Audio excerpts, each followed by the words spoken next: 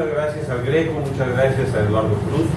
No sé si valga la pena hacer una exposición sobre la Secretaría de Ciencia y Tecnología o no, o a lo mejor platicarles la experiencia que tuvimos cuando se formó el sindicato en Chapingo, cuando dejó de ser parte de la Escuela Nacional de Agricultura y se convirtió en Universidad Autónoma de Chapingo. Pero como no me invitaron a eso, voy a platicarles sobre la conformación o no de una secretaría en materia de ciencia, tecnología e innovación.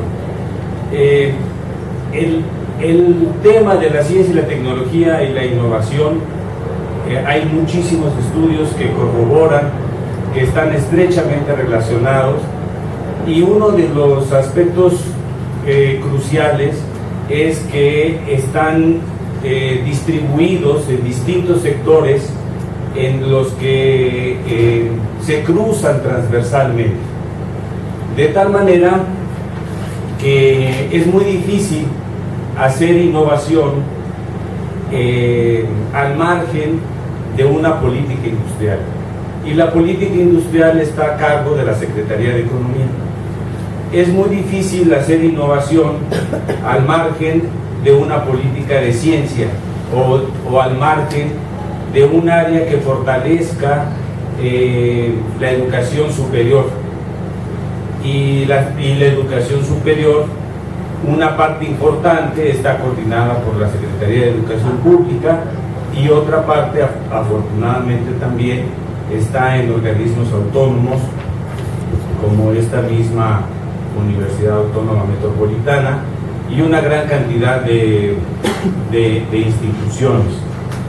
Es muy difícil hacer innovación en materia agroalimentaria si no tomamos en cuenta la infraestructura que hay que crear para poder fortalecer la innovación. Entonces, el gran problema que hay es cómo hacerle para que podamos entrelazar todos estos elementos. Hay la idea de que se entrelazan relativamente con facilidad. ¿Es esa? ¿Quieres que hablamos? Sí, sí. Sí, por favor, porque son muchísimos, ¿verdad? Sí. Nada más les quiero enseñar ahí algunas cosas, ¿no? Y se los quiero dejar porque creo que podría ser de alguna utilidad. Si podemos abrir la gráfica del presupuesto. Es esta de aquí. Esta, la 5.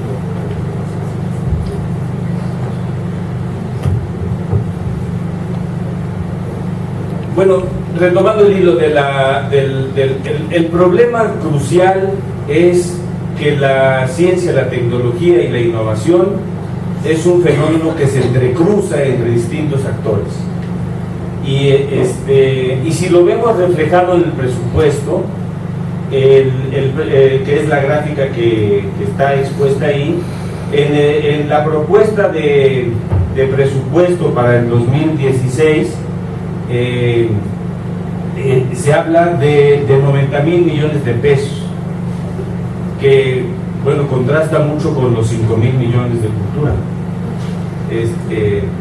Pero de todas formas es muy insuficiente. 90,000 millones de pesos es alrededor del 0.6% del Producto Interno Bruto, y todo el mundo coincide en que lo mínimo que deberíamos de tener es al menos el 1% del PIB en gasto en ciencia, tecnología e innovación. Bueno, si ustedes observan el cuadro, el CONACYT tiene alrededor de 38,000 millones de esos 90,000. La Secretaría de Educación Pública tiene 22,000 millones, Zagarpa tiene 8,600, Energía tiene 8,091, y el grave problema es Si se crea una secretaría, se tendría la gran ventaja de conjuntar todos estos recursos, pero se tendría una gran desventaja, que sería cómo podemos fomentar innovación si la política industrial está a cargo de la Secretaría de Economía. O sea, en el supuesto de que la Secretaría de Economía haga política industrial, porque surgió el planteamiento de que hace ya algunos años de que la mejor política industrial era la que no existía. Eso lo dijo Herminio Blanco, cuando fue secretario. Ahora ya hay cierto reconocimiento internacional de la necesidad de una política industrial. Hoy por hoy hay un reconocimiento. Estados Unidos está volviendo a un proceso de industrialización, de fortalecimiento de su industria manufacturera.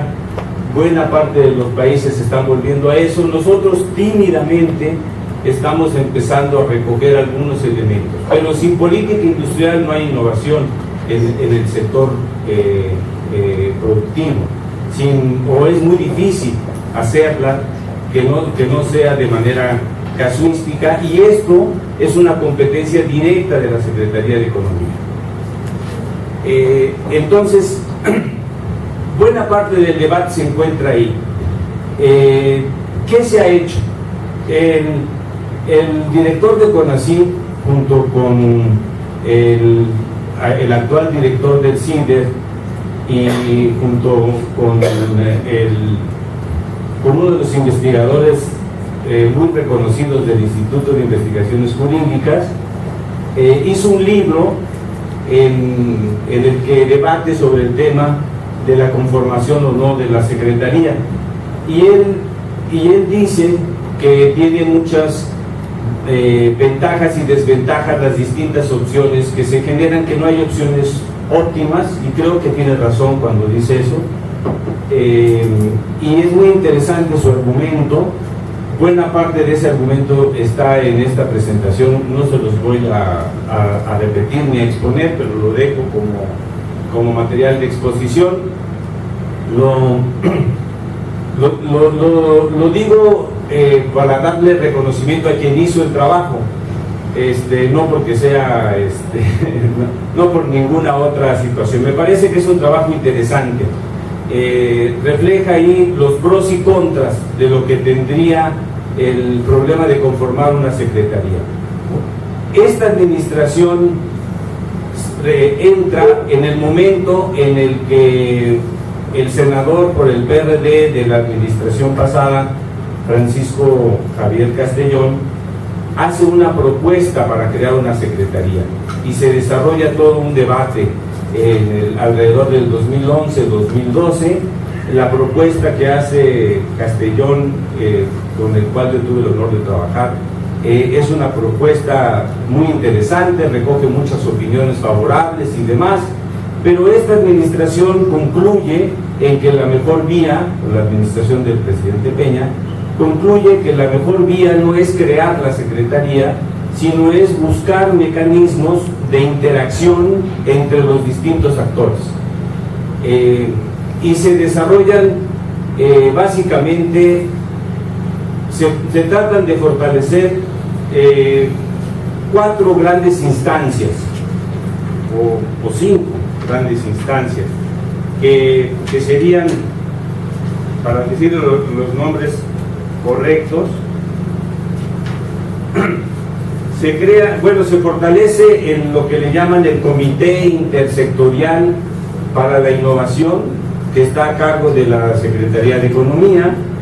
Se fortalece también el Comité Nacional de Productividad, que está a cargo de la Secretaría de Hacienda, y se fortalece el Consejo General de Investigación Científica y Desarrollo Tecnológico, que está a cargo del CONACYT y que es presidido por el presidente, y en esta administración ya lleva 3 reuniones, cosa que contrasta con las administraciones pasadas, que no se había reunido más que una sola vez cuando se conforma. Y también se consolida el Foro Consultivo Científico y Tecnológico, que es en el que a mí me toca participar. Entonces, esta administración apuesta a crear mecanismos de comunicación y de articulación entre los distintos actores, y cada mecanismo opera bajo su propia lógica. Y es algo muy curioso, porque acabamos de tener una reunión para ponernos de acuerdo qué demonios entendemos por innovación, ¿no?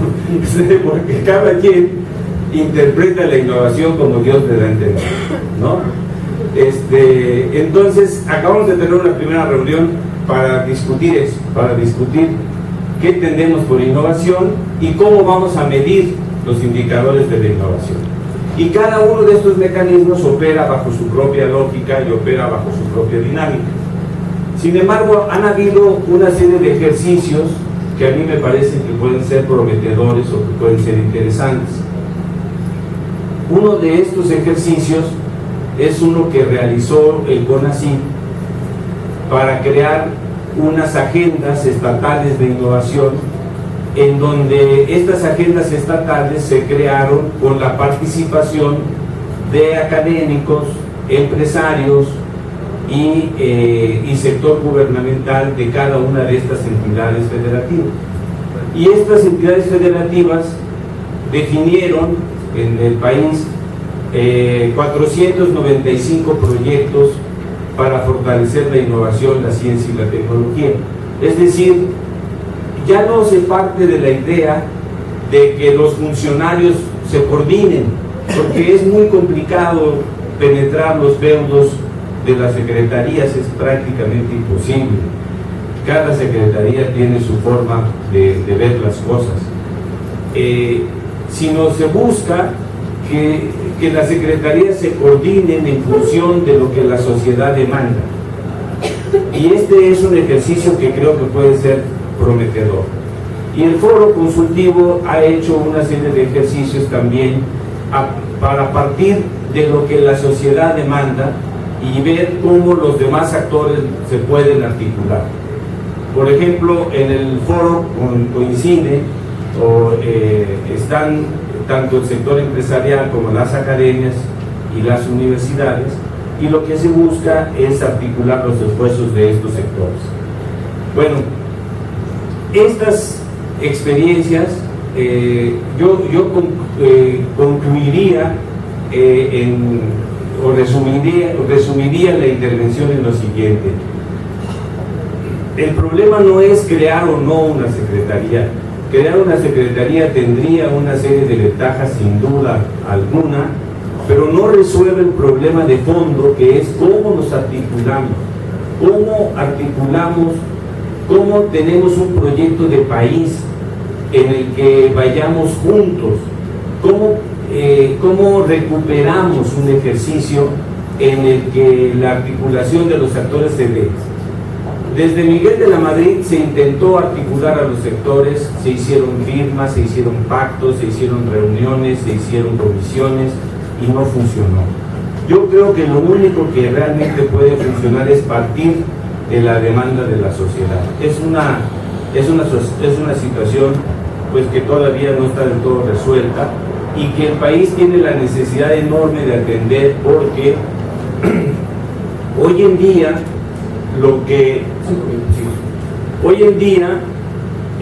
los países compiten en función de sus ecosistemas de innovación, y si nosotros no tenemos un ecosistema de innovación articulado, si no tenemos un ecosistema de innovación bien armado, va a ser muy difícil que podamos tener una competencia exitosa. Es interesante que la Secretaría de Hacienda esté coordinando uno de los comités que se han creado, que es el Comité de la Competitividad y de la Productividad, y esté observando con mucha claridad que se requiere fortalecer la formación de recursos humanos si queremos tener una participación en las cadenas globales de valor, que se requieren cambiar una serie de políticas que es las que se han estado siguiendo en los últimos 30 años.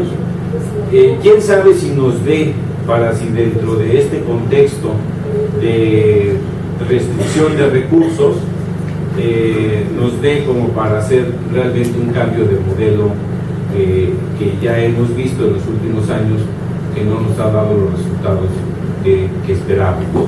Entonces creo yo que ahí está parte del dilema de la conformación o no de la Secretaría. No, va mucho más allá de la conformación de la Secretaría, es cómo articulamos, cómo logramos sumar esfuerzos, y eso se tiene que hacer bajo el cobijo de políticas mucho más amplias en donde la innovación es un componente importante, pero un componente más.